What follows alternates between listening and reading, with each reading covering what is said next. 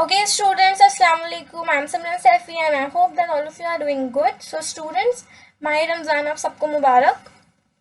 Okay, so now students, this is our chapter 3, fiber to fabric. इस chapter में students हम clothes के बारे में discuss करेंगे and जो clothes का fabric होता है या material होता है जिससे clothes बनते हैं हम उसके बारे में discuss करेंगे. Okay so students, Paheli and Boojho won the first prize in science quiz. ठीक है, तो स्टूडेंट इसमें क्या होता है, स्टार्टिंग में मैं आपको बताती हूँ. पहेली एंड बूजो जो होते हैं उनके स्कूल में एक कंपटीशन हुआ होता है साइंस क्विज का. तो वो उसमें फर्स्ट आते हैं एंड उनको जो प्राइज मनी मिली होती है उससे वो डिसाइड करते हैं कि वो उसका यूज़ करेंगे एंड अपने पेरेंट्स के लिए कुछ क्लोथ्स बाय करेंगे. ठीक है, तो वो इस वजह से मार्केट जाते हैं एंड जब वो मार्केट जाते हैं तो वहाँ पे वो लार्ज वेराइटी ऑफ क्लोथ्स देखते हैं, large variety of cloth material देखते हैं. ठीक है, क्योंकि क्लोथ होता है बट डिफरेंट डिफरेंट मटेरियल से बना हुआ होता है. ठीक है, तो वो कंफ्यूज हो जाते हैं कि अब हम क्या करें, क्योंकि इतना तो उनको नहीं नॉलेज होता है.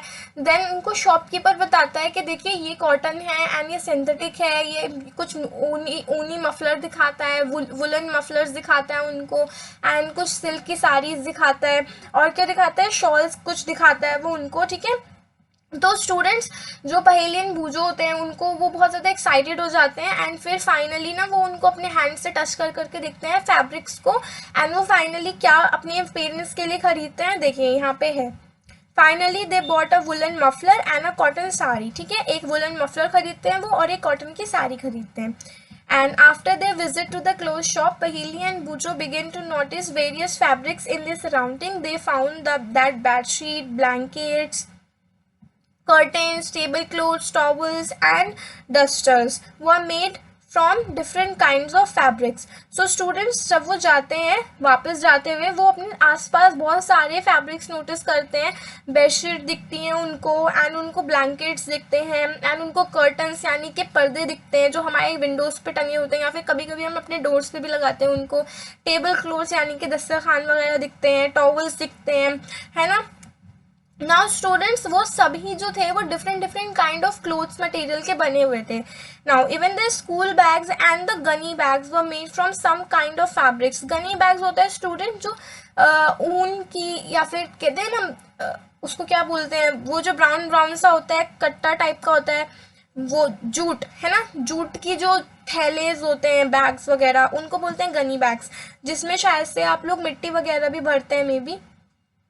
Even the school bags and उनके जो स्कूल बैग्स थे वो भी उनको वहाँ पे दिखे, गनी बैग्स भी दिखे एंड वो मेड फ्रॉम, हाँ, they tried to identify these fabrics as cotton, wool, silk और सिंथेटिक. तो फिर जब उन्होंने ये सारे आइटम्स देखे तो वो इनके जो फैब्रिक्स को ना आइडेंटिफाई करने की कोशिश कर रहे थे कि ये कॉटन का है, ये वुल का है एंड ये सिल्क है और ये सिंथेटिक है. ठीक है, can you identify some fabrics, and वो आपसे बोल रहे हैं कि आप कुछ फैब्रिक्स को आइडेंटिफाई कर सकते हैं. एंड यहाँ पे आपका आता है variety in fabrics. Visit a near by tailoring shop, collect cutting of fabrics left over after stitching, feel and touch each piece of fabric. Now try to label some of the fabrics as cotton, silk, wool or synthetic after asking for help from the tailor. Okay, so students इसमें आपको क्या कर रहा है, एक activity दी है and उस activity में बोला है कि आप अपनी नियर बाय कोई एक टेलरिंग शॉप पे जाएं जहाँ पे कपड़े सिलते हैं एंड वहाँ से आप जो छोटे मोटे उनके जो फैब्रिक्स बच गए हैं, जो भी तक कपड़े बच गए हैं, आप उनको कलेक्ट करें एंड उनको टच करके फील करने की कोशिश करें कि ये वेदर इट इज सिल्क है या फिर कॉटन है या फिर वुल है या फिर सिंथेटिक फाइबर है. ओके, एंड आप ना कैसे उसको पता करें, क्योंकि आपको तो नहीं पता है तो आप टेलर की हेल्प ले सकते हैं. ठीक है, एंड ऑल्सो अगर तो आपके घर में किसी को नॉलेज है तो आप अपने घर वालों की भी हेल्प ले सकते हैं. आप अपने घर से भी कुछ फैब्रिक्स को ले सकते हैं एंड आप अपनी मम्मा से या फिर अपनी सिस्टर्स किसी से भी पूछ सकते हैं. ओके, एंड आइडेंटिफाई करें कि ये वेदर ये सिल्क है, कॉटन है, वुल है और सिंथेटिक है. So now students, do you wonder what these different fabrics are made of? क्या आपने कभी सोचा है कि जो डिफरेंट डिफरेंट फैब्रिक्स हैं ये किससे बनते हैं? ठीक है, अब अगर आप देखते हैं उस फैब्रिक को तो लगता है कि कंटिन्यूअस में एक पीस पड़ा है, मतलब कि एक ऐसा पीस है जो पूरा का पूरा बड़ा, क्योंकि आपको एक थ्रेड तो नहीं मिलता, आपको पूरा का पूरा एक लंबा सा थान टाइप मिलता है, बहुत बड़ा सा कपड़ा होता है ना. And now look at it closely, what do you notice. अब आप इस फिगर में देखिए, देखिए ये जो आपके पास जो ये पिक्चर है ना स्टूडेंट्स, ये एनलार्ज व्यू है. एनलार्ज व्यू है किसका, एक देखिए एक फैब्रिक का एनलार्ज्ड व्यू है, तो आप यहाँ पे देख भी सकते हैं। देखें ये यहाँ से एक जा रही है लाइन एंड यहाँ से ये एक लाइन जा रही है। It means horizontal and vertical two lines pass by हो रही हैं। सो ये बेसिकली जो हमारा कपड़ा होता है ना स्टूडेंट्स, जो हमारा क्लोथ होता है, फैब्रिक होता है, वो इसी तरह का होता है। अगर आप ध्यान से भी देखिए कोई कोई फैब्रिक बहुत हल्का होता है, उसकी क्वालिटी ऐसी होती है या फिर तो वो होता ही ऐसा है। तो अगर आप उसको हल्का सा भी स्ट्रेच करके देखेंगे ना तो आपको ऐसे ही कोई पैटर्न नजर आएगा कि वो इस जो थ्रेड है महीन महीन से, बहुत स्मॉल स्मॉल से थ्रेड है, पतले पतले टाइनी टाइनी से, वो ऐसे ही एक दूसरे में बेंड हुए हुए हैं इसी पैटर्न में। सो यही पैटर्न होता है कोई, और इसी पैटर्न को फॉलो कर करके वो एक लंबा सा क्लोथ बनता है। Activity 2. Select a piece of cotton fabric you labeled in Activity 1. Now try to find a loose thread or yarn at one of the edge and pull it out. Okay. So students, thread बोलते हैं धागे को, आपको पता भी होगा, and यान भी उसी को बोलते हैं। थ्रेड और यान दोनों सेम होते हैं बट टू नेम्स हैं इनके, ठीक है। आप कंफ्यूज नहीं होना कि थ्रेड आ गया है एंड यान आ गया है तो क्या। सो स्टूडेंट्स, आपको यहाँ पे बोला है आपको एक कॉटन का फैब्रिक लेना है, कपड़ा लेना है, एंड आपको उसमें उसके एक एंड से एक यार्न निकालना है या फिर एक थ्रेड निकालना है, ठीक है। एंड अगर आपको वो मिल जाता है ना तो आप उसको खींच के बाहर निकाल लें। देखिए यहाँ पे आप अपनी एक्टिविटी में देखिए, ये आपने कॉटन का पीस लिया एंड आपको देखिए एक एज से एक यार्न मिल रहा है, आपने उसको पकड़ा एंड आप खींच के बाहर निकाल लें, ठीक है। If no loose yarn are visible, you can gently pull one out with a pin or a needle. and अगर तो आपको ऐसे ही नहीं दिख रहा है कोई भी यार्न लूज सा, तो आप ना उसको पिन से या फिर निडल की हेल्प से, निडल मीन्स सुई की हेल्प से उसको ना करके बाहर निकाल लें, ठीक है। We find that a fabric is made up of yarns arrange together. तो इससे फिर हमें क्या पता चलता है स्टूडेंट्स, जो फैब्रिक है वो कंप्लीट इतना बड़ा सा जो हमारा फैब्रिक होता है, कपड़ा होता है, वो किससे बनता है, यान से, यानी कि थ्रेड से, सिंगल सिंगल थ्रेड से बनता है, एक पैटर्न में अरेंज हुआ हुआ होता है वो, है ना। अगर हम एक यान को या फिर थ्रेड्स को पैटर्न में अरेंज करते हैं एंड फिर वो क्या फॉर्म होता है, हमारा हमारा फैब्रिक फॉर्म होता है बड़ा सा। अब बोला है what are these yarns made up of, कि ये जो यार्न्स है ये किस चीज से बने हुए हैं। सो स्टूडेंट्स, हमारी चैप्टर का नेम क्या था, फाइबर टू फैब्रिक, है ना। सो अब हम यहाँ पे अपने फाइबर पे आ चुके हैं। Now activity 3, take out a yarn from a piece of cotton fabric. Place this piece of yarn on the table. Now press one end of the yarn with your thumb. Okay. Stretch the other end of the yarn along its length with your nail. Okay. ठीक है, आपको क्या करना है, आपको एक piece लेना है कॉटन का, कॉटन के फैब्रिक का, एंड आपको उसमें से एक यार्न निकालना है, ठीक है। आप उसको टेबल पे प्लेस करें, जैसे देखिए यहाँ पे इन्होंने प्लेस कर रखा है। एक एंड से पे तो आप अपना थंब रख लें, ठीक है, यानी कि अपना अंगूठा रख लें, एंड दूसरे एंड से आप नेल रखें एंड उसको स्ट्रेच करें जितना कि वो स्ट्रेच हो सकता है, ठीक है। Do you find that at the end the yarn splits up into thin strands. तो क्या आपको दिखता है कि जो यार्न है वो उस एंड पे से जहाँ से आप खींच रहे हैं वो आगे से स्प्लिट हो जाता है, यानी कि दो तरफ को चला जाता है ना। देखिए यहाँ पे से देखिए ये स्प्लिट हो गया है, यहाँ से इन्होंने इसको पुल करा था अपने नील से एंड यहाँ से देखिए स्प्लिट हो गया है। Yarn split up into thin strands, जो यार्न होता है वो थिन स्ट्रैंड्स में स्प्लिट हो जाता है। अब ऐसा क्यों होता है, ये लोग इसका भी आंसर करेंगे। You might have observed something similar when you tried to thread a needle, and आपने ऐसा ही सब तब भी फील करा होगा जब आप निडल में थ्रेड डालने की ट्राई करते हैं, तो वो आप अगर ज़्यादा ऐसे अपने हैंड से करते हैं तो वो वहाँ पर भी ऐसे ही आगे से स्प्लिट हो जाता है, या फिर ये कह लें कि वो आगे से फैल जाता है। स्प्लिट एंड्स बोलते हैं, किसको बोलते हैं, दो मुँहे बाल होते हैं क्या, कि दो मुँहे बाल क्या होता है स्टूडेंट, आपके जो बाल होता है वो नीचे से दो साइड को निकलने लगता है, तो वही होता है split. Many a times the end of the thread is separated into a few thin strands. ठीक है, this makes it difficult to pass the thread through the eye of the needle. And जब वो जो thread होता है वो split हो जाता है, उसमें से strands निकल जाते हैं tiny tiny, तो बहुत problem होती है कि हम उस needle की जो eye होती है उसमें से उसको pass कर सकें. फिर हम उसको scissors से cut करते हैं and then फिर हम newly start करते हैं. Okay. So students, the thin strand of thread that we see are made up of still thinner strands called fibers.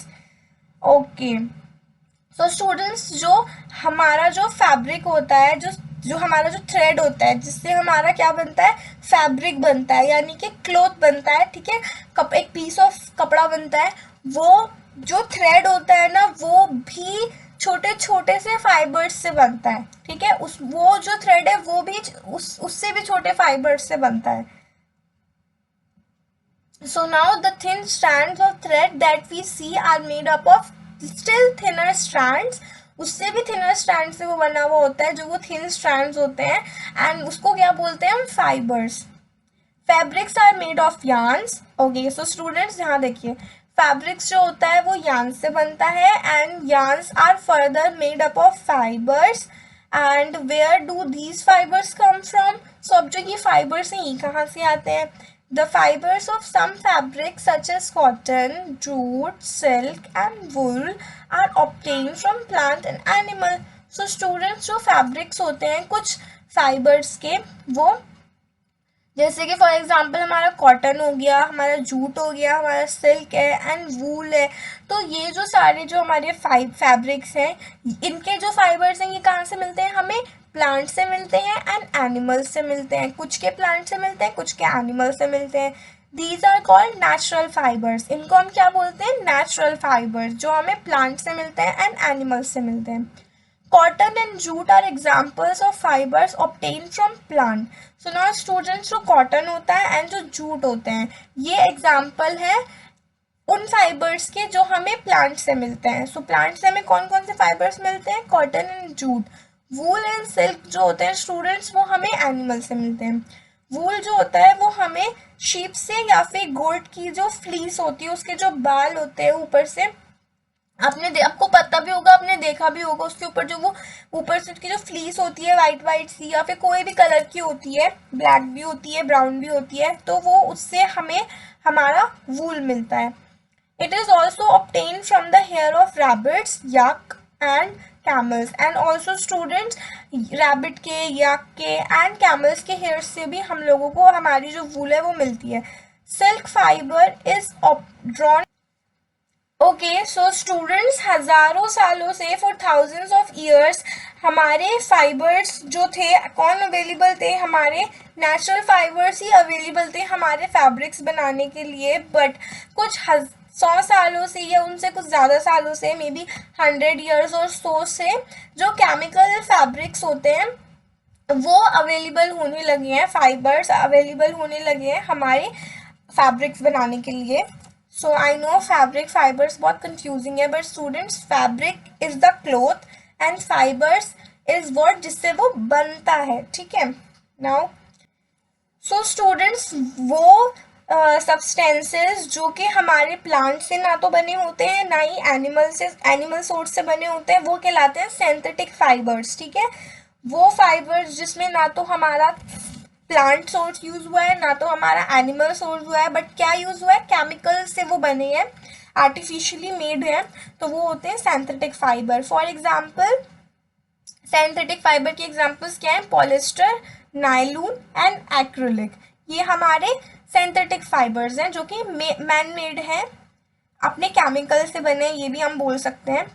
Now 3.3 some plant fibres. अब हमारे प्लांट के कुछ फाइबर्स हैं जो अभी हमने ऊपर डिस्कस कर रहे हैं. अब तो हम स्टूडेंट्स उनको डिटेल में पढ़ते हैं. Have you ever made whisk for oil lamps? What do you use for making these whisk? This cotton wool is also used for filling mattresses, quilts और pillows. Okay.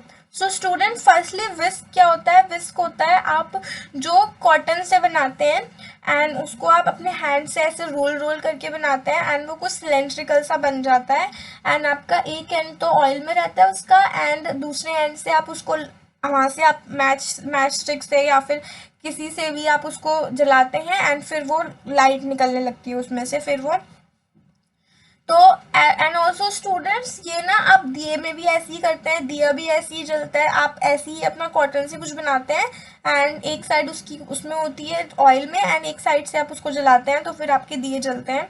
एंड सेम आपका oil lamps में भी होता है, एक side आपकी oil में होती है एंड एक साइड आपकी बाहर होती है एंड वो लाइट अप होती है। सो आई होप आपको समझ में आ गया होगा विस क्या बोलते हैं। व्हाट डू यू यूज़, तो आप स्टूडेंट्स क्या यूज़ करते हैं उसके लिए, मैंने बता ही दिया है, आप कॉटन यूज़ करते हैं उसके लिए, वो कॉटन से ही बनता है। एंड ऑल्सो स्टूडेंट्स वो कॉटन जो आप वहाँ यूज़ करते हैं वो आपके मैट्रेसेस में भी फिल होती है, आपकी क्विल्ट्स में भी होती है, क्विल्ट्स आपकी जो रज़ाइयाँ होती हैं एंड आपके जो पिलोज होते हैं आपके उसमें भी वही कॉटन फिल होती है। Take some cotton wool, pull it apart and look at its edges. आप ना थोड़ी सी वुल लीजिए एंड आप उसको ना निकालिए एंड आप उसके एजेस देखिए। What do you observe? The small thin strands that you see are made up of cotton fiber. वो जो आपको स्मॉल से थिन से बिल्कुल पतलू दुबलू से जो आपको स्ट्रैंड्स दिखते हैं ना, वो कॉटन के फाइबर से ही बने होते हैं students. Where does this cotton wool come from, ये कहाँ से, अब ये जो कॉटन की वुल है ये कहाँ से आती है, it is grown in the fields. तो स्टूडेंट्स ये जो कॉटन की वूल है ना ये कहाँ से आती है, ये फील्ड में ग्रो होती है, ठीक है। Cotton plants are usually grown at places having black soil. So students cotton plant कहाँ पे ग्रो होते हैं, उन प्लेसेस पे जहाँ पे ब्लैक सॉइल होती है एंड जो क्लाइमेट होता है वो वार्म होता है, ठंडा नहीं होता, गर्म होता है। ओके सो स्टूडेंट्स इन्होंने आपसे बोला है कि क्या आप बता सकते हैं कुछ ऐसे स्टेट्स जहाँ पे कॉटन ग्रो होती है। So first of all Rajasthan and Gujarat and also Madhya Pradesh, यहाँ पर भी स्टूडेंट्स जो कॉटन है ना वो ग्रो होती है एंड और भी हैं, आप उनको सर्च करें, ठीक है। मैंने आपको 3 बताया, आप और खुद से सर्च करें। नाउ कहाँ गया, the fruits of the cotton plants, cotton balls जिसको हम बोलते हैं, are about the size of a lemon. वो किस साइज के होते हैं स्टूडेंट्स, लेमन के साइज के होते हैं। देखिए यहाँ पे आपको इतने सारे दिख भी रहे होंगे, ये एक फ्रूट है, यानी कि ये फ्रूटी पार्ट है, हमने पढ़ा भी था प्लांट के पार्ट्स के बारे में, तो ये कॉटन प्लांट का फ्रूट है, ये लेमन की साइज का होता है। सो स्टूडेंट्स जब ये मेच्योर हो जाते हैं तो जो बॉल्स होती हैं वो बर्स्ट हो जाती हैं एंड फिर वो ओपन हो जाती हैं। देखिए ये आपको ये ब्राउनिश ब्राउनिश सा पार्ट दिख रहा है, ये जब मेच्योर नहीं होता तो ये कवर होता है एंड जब ये मेच्योर हो गया तो फिर ना ये ओपन हो जाता है एंड देखिए फिर आपको ये क्लियरली विजिबल रहता है, ठीक है। Have you ever seen a cotton field that is ready for picking? Okay, it looks like a field covered with snow, ठीक है। सो स्टूडेंट्स क्या आपने कभी देखा है कॉटन का फील्ड, नहीं तो आपको एक बार ज़रूर देखना चाहिए, लगता है देखने में जैसे कि स्नो हो, क्योंकि इतना वाइट होता है तो वही एकदम ऐसे ही कुछ ना कुछ सा सीनरी वैसी ही बन जाती है कि जैसे स्नो हो। Some these balls cotton usually, from these balls cotton is usually picked by hand and जो ये जो बॉल्स होती है ना स्टूडेंट्स, यूजुअली क्या होता है इसमें से जो कॉटन होती है हैंड से ही पिक की जाती है, फिर जो फाइबर्स होते हैं उसमें से सेपरेट करे जाते हैं from the seeds by combing. देखिए यहाँ पे ये कॉम्बिंग कर रहा है, ठीक है। एंड ये जो प्रोसेस होता है ये क्या कहलाता है, ginning of cotton. Ginning was traditionally done by hand, these days machine भी करती है गिनिंग को।